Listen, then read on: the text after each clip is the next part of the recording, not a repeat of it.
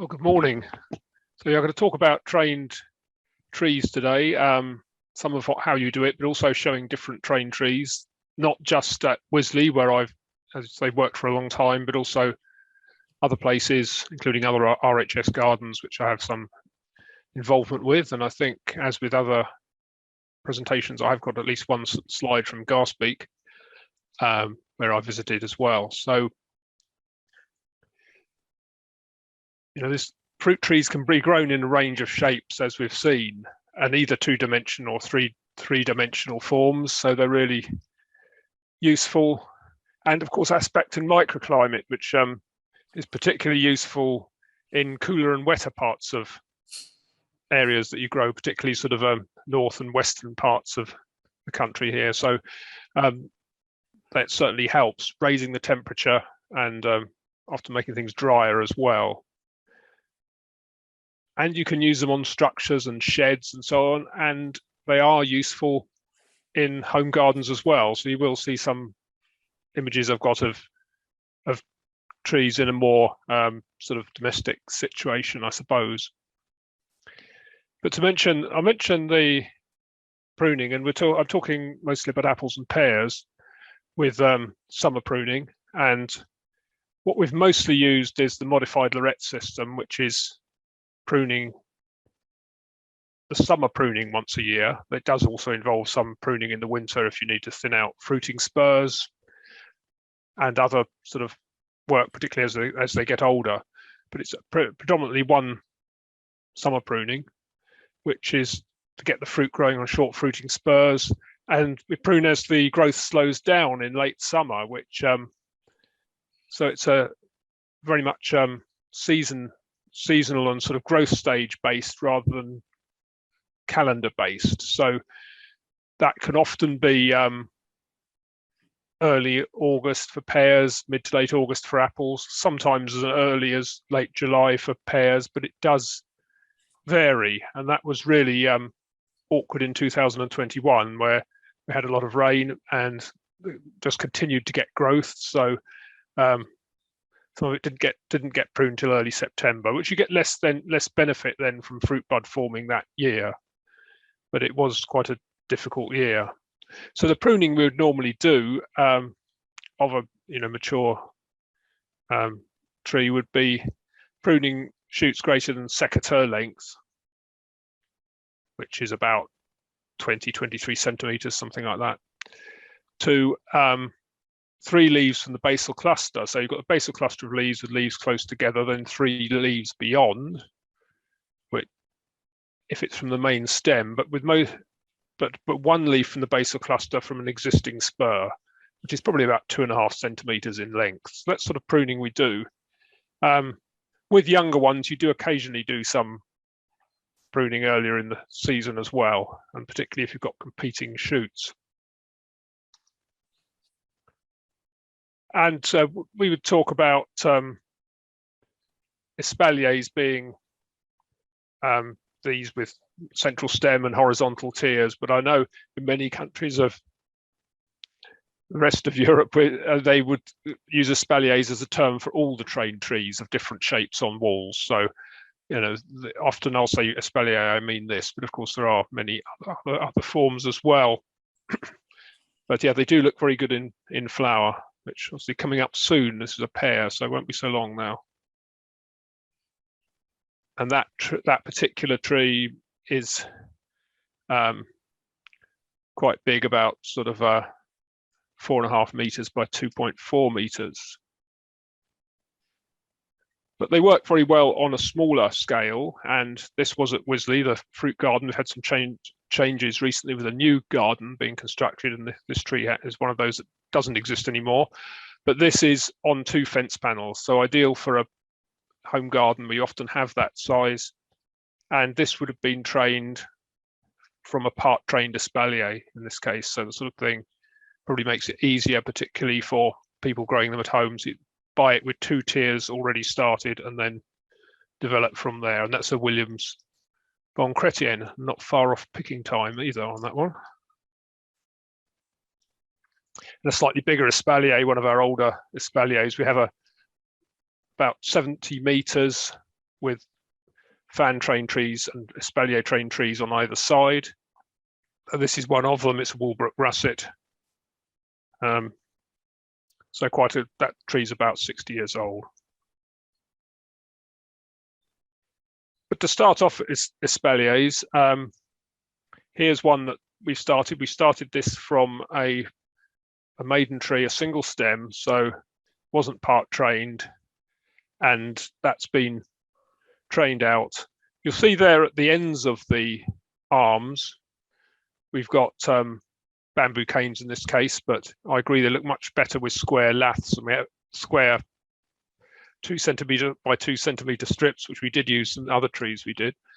But whatever you're using, these are used for training extension growth during the summer. So it's tied out on those canes, because if you don't tie it, it either grows upwards and then is difficult to bend flat later.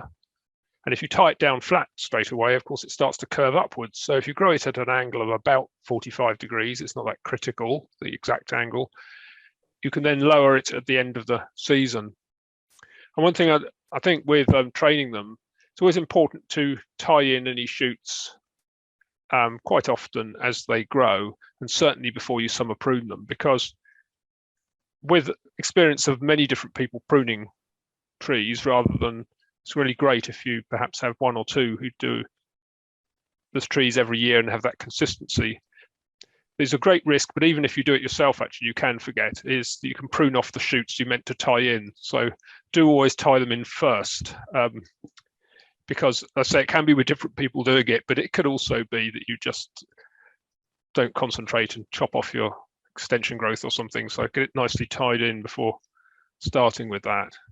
This is going on to form its next tier. You can see here we haven't created one tier at a time, which I know Andy was mentioning earlier, which I think is really good, actually, to do it that way. You probably get a better tree in some ways, but there's always that level of impatience, I think.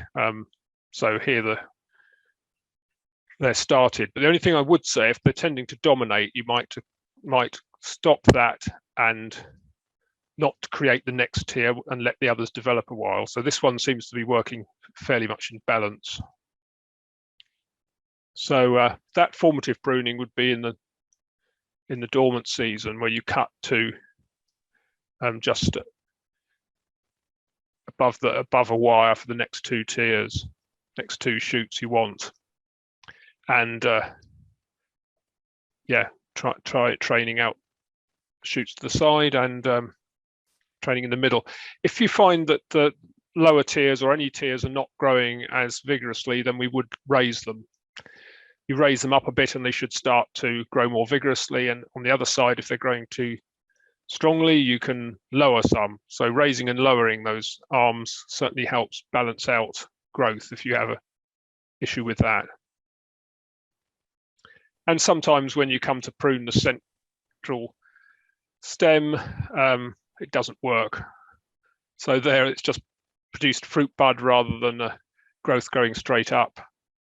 So that would have to be cut back again, and possibly the two shoots on either side, so that you start to get some new growth to form your tier and growth growing straight up. So yeah, it's always good to see the perfect examples, but they're not always perfect. So that one, yeah, there has been see it's stopped. So we'd have to do something about that. And it's useful, I think, as I think one of the other speakers mentioned, to have almost a little bit more vigor than you need is better than not enough if you're trying to form these trees. Of course, one of the best forms for home gardens, but also for other gardens, are the cordons. You can fit a lot into a small space, and they do establish quite quickly. So they are quite useful where you're wanting to cover some walls in quite a short space of time. And a lot can be fitted into a small space. Here about 75 centimeters apart, and again at an angle maybe of 45 degrees or so, which helps them become more fruitful. So a very good form. By having many different ones in a small space, it can be interesting for the different having different cultivars, but also of course helps with pollination by having a lot of different ones there. And they're used on a shed. So yeah, even in public gardens, we sometimes have sheds that need covering, as well as in sort of own gardens and allotments. So although that shed went last year, it's no longer there, but that can work very well. That's a sunny wall of a shed.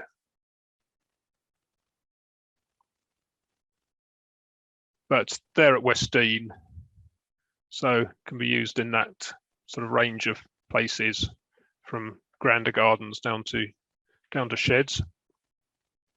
Here pears, rather previous shot was apples. And they do tend to fruit quite well, and they will establish over just a small number of, for just a few years. And there, again, where we showed them on 2 fence panels, we've also shown at the end plant, we've taken up an extra branch or 2 to fill in the triangular space you get left at the end. And that, I think, when that was taken, it just had some winter pruning, which you'd do to thin out crowded spurs. Otherwise, it can get too dense. You get perhaps too many fruits and also not enough air movement.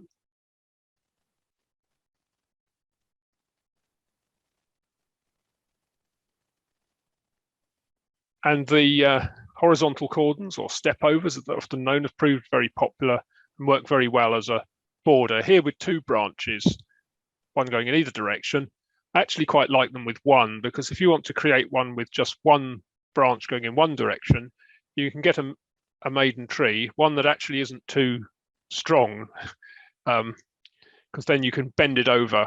So you can get it bend it over and take it in one direction, and that can establish the tree in quite quickly. Also, by having a bend rather than a cut, which you have when you get branches going in both directions, by bending it, you often don't get much vigorous growth at the point of the bend. It works quite well. But also needing more dwarfing rootstocks for those, and I'm going to mention a bit about rootstocks towards the end.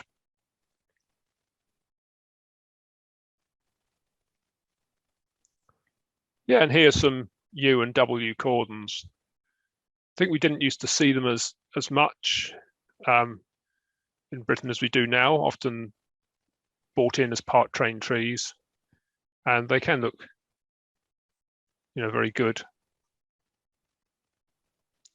And just 30 centimeters apart between the uprights of those usually. And there's one in a pot.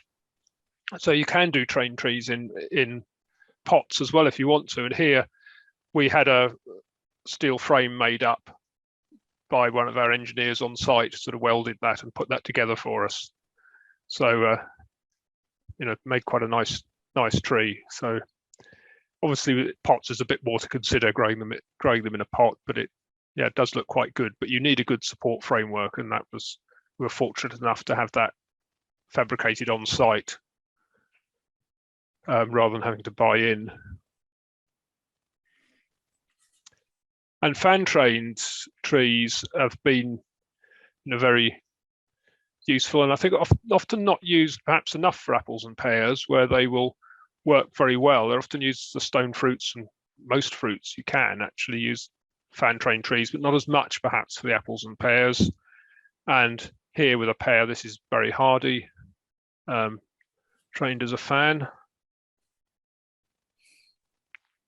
And these one of the older fans we've got. This one, I think, is Ashmead's Kernel. This has got a lot of stems coming from the base of the tree, and you can see that's quite complicated to do because it would have made several cuts early on in the development of the tree. Whereas often with a fan-trained tree, you do one cut, then you divide, have one branch on either side, then prune that and subdivide, usually leaving the center without a major branch because otherwise that will dominate.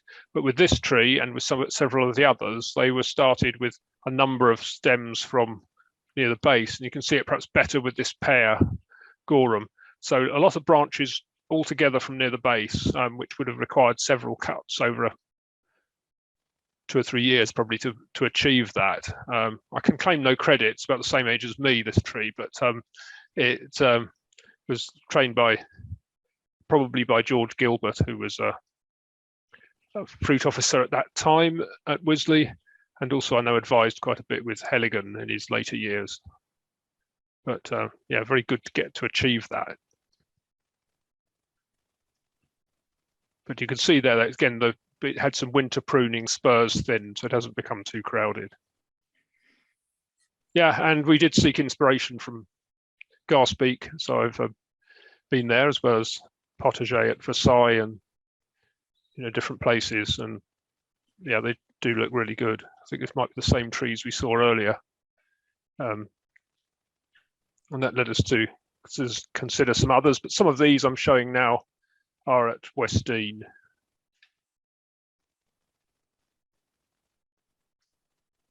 So yeah, so some very nice forms. But this shot I took last summer at our garden at Bridgewater, the RHS garden at Bridgewater, where there's a lot of new trees going in. And if you can see on there, I don't think the wires show up very well against the brick, perhaps in that photograph, but the wires have been trained at angles rather than have horizontal wires and then things attached to them. The wires have been trained diagonally for this Belgian fence system. So that should work very well. I did spend some time doing some training and tying of those. And I think it was one of the hottest days of the year in July, actually, which is it's an interesting time to be on a south-facing wall like that. But it was fascinating doing that. So there'll be more of those to see. And I can't comment too much on the work on the walls, but I know there's a lot of repairs and stabilization to the walls before the tree training took place. So some have been partly rebuilt and some sort of supported.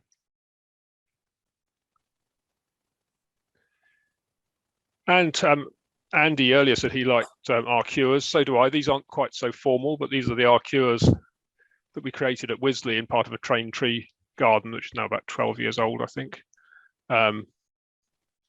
So yeah, we've got arcures there, some W cordons, and also some trees that I refer to as double diamonds. I'm not sure if that's actually their training a method. It's I think it's more the name of a 1970s beer, but it's another good method you'll see just in the background there. But the arcures I particularly like because it's following the sort of natural curves rather than tying in quite so formally. These again would be summer pruned in the same way. And some of the freestanding forms. We don't have many of these at Wisley. We do have a winged pyramid, but these are at Westdean. And of course, you also get quite a lot of very old trees, and they can still look really good. Some, if they've been regularly pruned, don't need much restoration. Like those at the Potager at Versailles would have been regularly pruned, are great. But some you find would need, in gardens, you find some that need restoration, and that can be done in the dormant season. Thinning out and shortening spur systems. Sometimes branches have started to grow out, but often that may need spreading over 2 to 3 years rather than trying to tackle it in 1 year, which will stimulate too much growth. And with many of them, the top tiers of espaliers can dominate and the lower tiers die out. If all the lower tiers have gone, then you can't do too much to it. But sometimes it can be necessary to remove the top tier to reinvigorate the lower tiers. By taking it off, you should get energy back into the lower tiers, then you can start a new top tier after that, because almost certainly you'll get the growth to do that. And that's one with the top tier not too dominant, but a bit, you can see how there's more vigor going into the top. That's actually not one that I've been to personally, but that's at Anglesey Abbey. A very nice espalier, but you can see where the lower tiers are sort of not growing as vigorously as the top part of the tree.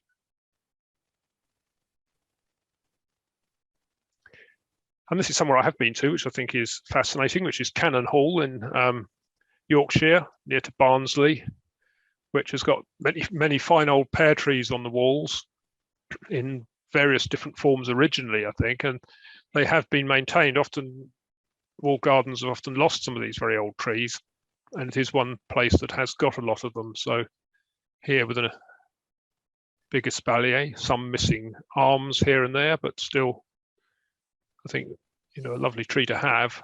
And there are a couple of other forms at Cannon Hall growing up the walls. Almost all pear trees within the walls, I think. Very few apples. I think they must have grown the apples outside. They were particularly interested in the pear growing at that time. And this is using cordons over an archway and with espaliers to the side. And this is at the RHS garden at Rosemore in Devon, so in the southwest. It does have a couple of walls which are useful, particularly in the wet climate there, because that bit of extra warmth helps dry out the leaves and generally improve them there. And also this gives a good view out into the orchard beyond. If you look to that now, there's also a newer orchard of Devon apples, which isn't there in this shot. And then the rootstocks. We mentioned the rootstocks you might use. Obviously, with the older trees, you get to use whatever they used in the past. But with apples, many of the rootstocks we would use, the very dwarfing M27 is only really used for perhaps the stepovers, the horizontal cordons, where it's very useful because it doesn't give too much vigor. M9 could be used for stepovers, but also cordons and some other forms. Then M26, which is a bit more vigorous. And then MM106 is often used for espaliers, as can be M116. That one is a newer rootstock. It's reputed to have some tolerance of wet conditions and tolerance of or resistance to Phytophthora, so it can be useful for heavier soils. It's probably about the same vigor as MM106. With rootstocks, it takes many years to work out exactly whether they're the same vigor. That's why I say probably, because some reports say it's more vigorous and some reports say less vigorous, so you can probably assume it's similar. And then MM111, a bit more vigorous, that you could use for perhaps bigger espaliers, multi-tier espaliers. And I mentioned those espaliers there with several tiers. The most tiers I've seen on an espalier was 22, and that was up the end wall of a Victorian country house. I went there to suggest how to prune it. It was fairly straightforward to point out how to prune it. It was just the getting up there which would be the issue, but I think much easier with hydraulic platforms than it would have been with a ladder in the past. So you can have many tiers, and then you would need more vigorous rootstocks if you're going to do that. So for 22, you'd probably need M25 rootstock. And pears, Quince C, perhaps if you're going to do the horizontal cordons, and also some of the other cordons, oblique cordons. And Quinceline is a newer rootstock, which is probably a better alternative to Quince C. Quince A, a bit more vigorous, used quite often for the espaliers and fans. And if you want a sort of slightly bigger espalier, perhaps on a higher wall, pyrodwarf is good. The dwarf bit is misleading because it's dwarf for a pyrus, but it's still more vigorous than the quince rootstocks. So it's fairly vigorous, but quite good. And that can be a problem, can be useful. I mean, if you had a problem perhaps with trees not growing vigorously enough, which can sometimes happen, so that might be a good choice. And with pears, it's compatible with all of them, so it's not, you don't need an interstock that you need with some pears growing on quince rootstocks. But yeah, we do have a good range of rootstocks now, which I think makes the choice of what to use for different trees better than it probably was in the past, where the choice wasn't as good.